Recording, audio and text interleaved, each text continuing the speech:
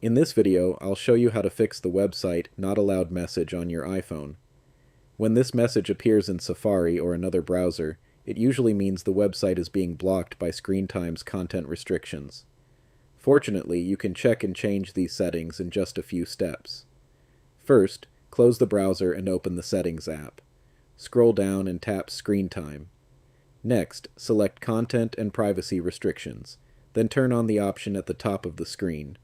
Tap App Store Media Web and Games, then scroll down and select Web Content. Now check which option is currently selected. If Limit Adult Websites is enabled, scroll down and see whether the website is listed under Never Allow. If it is, remove the website from that list. If you want to remove web restrictions completely, select Unrestricted instead. Keep in mind that this will allow access to all websites on the iPhone.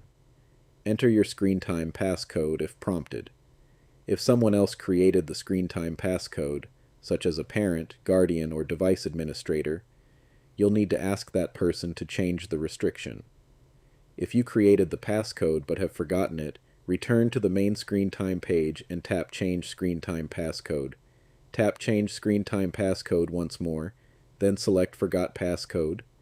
Follow the instructions to reset the passcode using the Apple account that was used when Screen Time was originally set up.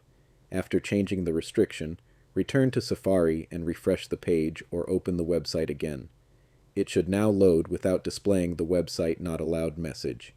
If the site is still blocked, restart Safari or restart your iPhone and try again.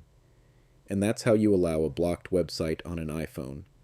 If this video helped you, leave a like and subscribe for more quick and easy iPhone tutorials.